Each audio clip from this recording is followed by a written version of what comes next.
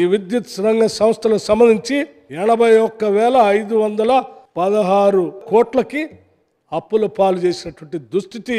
ఇవాళ మన విద్యుత్ సంస్థల ఆస్తుల విలువ 1,37,570 కోట్ల అధ్యక్ష. ఆనాడు కిరసనాయిల్ దేవులాడుకొచ్చుకోవాలి లేదా క్యాండిల్స్ కొనుక్కొచ్చుకోవాలి.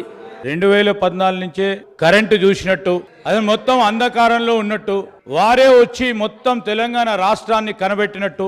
నేను 10వ తరగతి చదివిన నాటి నుంచి మొదలు పెడితే మళ్ళీ నా పిల్లలు 10వ తరగతికి వచ్చిన దానికి కిరసనాయిల్ దీపాలనే చదివినాం అధ్యక్ష. మేము ఎప్పుడు కూడా వారి ఇంట్లో ఇచ్చిన కరెంటు కూడా కాంగ్రెస్ పార్టీ అధ్యక్ష. 24 గంటల విద్యుత్తును అన్ని రంగాల వినియోగదారులకు అందించిన ఏకైక రాష్ట్రం తెలంగాణ రాష్ట్రం మాత్రమే అధ్యక్ష. ఈ రోజు 24 గంటలు కానీ పచ్చి అబద్ధం అదే.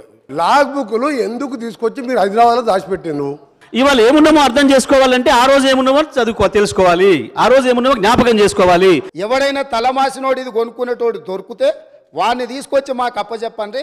ఆ తలమాసినోడి దగ్గర మేము డబ్బులు తీసుకొని మీ డబ్బులు వెనక్కిస్తామని వాళ్ళు అంటే తెలంగాణ ప్రభుత్వం నేనున్నా వాళ్ళని వీళ్ళని ఎందుకు ఎత్తుకుంటారు అని చెప్పి వీళ్ళు పోయి ఒక ప్రైవేట్ కంపెనీ మునుగాల్చిన రైతులకు ఒకవేళ ఒక ఎకరం కాదు ఒక మడి ఎండిపోయినా సరే రైతాంగ రోడ్డు మీకు వచ్చేవాళ్ళు తప్పకుండా. ఇవాళ సోషల్ మీడియా బ్రహ్మాండంగా యాక్టివ్ గా ఉంది. ఎక్కడి నుంచి అయితే కేసీఆర్ గారు గెలవాలని వెళ్ళిపోయి ఎన్నికల్లో పోటీ చేసిండో ఆ కామారెడ్డిలో కరెంటు సబ్ స్టేషన్ లో ముట్టడి చేసి ఎండిపోయిన మొక్కజొన్న పంటను మేస్తున్న గొర్రెలు వారి సొంత జిల్లా రైతులు రోడ్డెక్కి రాస్తా రోకో చేసిన వివరాలు అధ్యక్ష. సబ్ స్టేషన్ ను ముట్టడి చేసి గద్వాల్లో 24 గంటల కరెంటు రావట్లేదని కరెంటు కోతతో కొడుకు కడుపు కోతతో తల్లి బలి చేసిన అప్పుతోని అభివృద్ధి చేసినాం.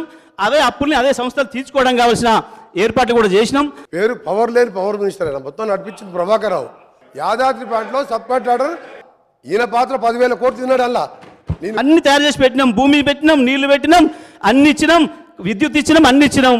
ఎందుకు మరి నాగలు కట్టడం రాకనా, అరక కట్ట రాకనా, కాడి పెట్టరాకనా, ఎందుకు భయపడుతున్నారో?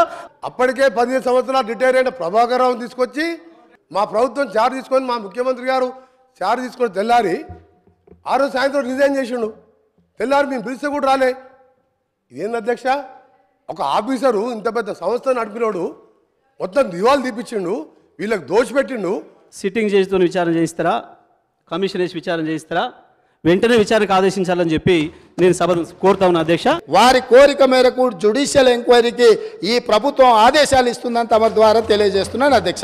అయితే దాంట్లో దోషులు ఎవరో దొరికితే వాళ్ళని శిక్ష వేయాలి, లేదా ఆధారాలు లేకుండా అసంబద్ధమైన ఆరోపణలు చేసిన వారికి శిక్ష పడాలి. ఈ మంత్రి గారు పోతారు సార్, చెప్పకుండా పార్వేర ప్రభాకర్ రావు జైల్లోకి పోతాడు, అందరు జైల్లోకి పోతారు సార్. ఒక మన రాష్ట్రంలో అప్పులు చేసినట్టు భారతదేశంలో ఇంకెవరు చేయనట్టు. ప్రజల కోసం అప్పులు చేయలే, అభివృద్ధి కోసం అప్పులు చేయలే. అభివృద్ధి పేరు మీద కమిషన్ల కోసం అప్పులు చేసి 1000 కోట్లు దోచుకున్న చరిత్ర ఈ టీఆర్ఎస్ పార్టీ అధ్యక్ష.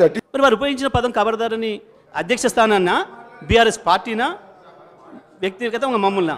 గతంలో కూడా నేను శాసనసభ్యులు ఉన్నప్పుడు దయాకర్ రావు గారు మంత్రిగా ఉండి ఉరికిచ్చి కొడతా అన్నాడు అధ్యక్ష. నన్ను అందరూ ఉరికిచ్చి కొడతా అన్నాడు నన్ను శాసనసభ్యుని పట్టుకొని. అప్పుడు ఎక్కడ పోయింది మీ తెలివితేటలు, అప్పుడు ఎక్కడ పోయినా మీ మాటలు? రాజగోపాల్ రెడ్డి గారు చీకటి నుంచి వెలుగులు సృష్టించుకుంది ఒక్క తెలంగాణ రాష్ట్రమే గత 10 సంవత్సరాల కాలంలో అనే విషయం ఈ దేశానికి అంతటి తెలుసు.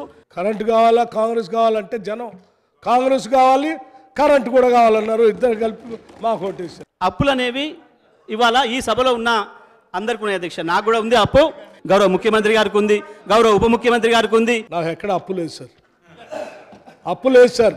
అప్పులు అంటేనే భయం నాకు. అటువంటిది రాకరాకి ఈ శాఖ వచ్చింది, ఆ శాఖ, 2 శాఖలు చూస్తూ ఉంటే లక్షల కోట్ల అప్పు అధ్యక్ష. రూపాయి 2 కాదు, ఇది లక్షల కోట్ల అప్పు. ఇది ఎక్కడ అన్యాయం? ఉప ముఖ్యమంత్రి గారు కూడా ప్రతిదీ కూడా నన్నే ప్రశ్నించారు కాబట్టి నేను ఇప్పుడు విద్యుత్ శాఖ మంత్రి కాకపోయినా నా మీద బాధ్యత పెట్టారు కాబట్టి వారి మీద బాధ్యత పెట్టి 10 ఏళ్ళు చాలా భారం పడ్డాం అధ్యక్ష. ఇక బాధ్యత పెట్టదలుచుకోలేదు. దయచేసి మేమెవరు బాధ్యత పెట్టలేదు.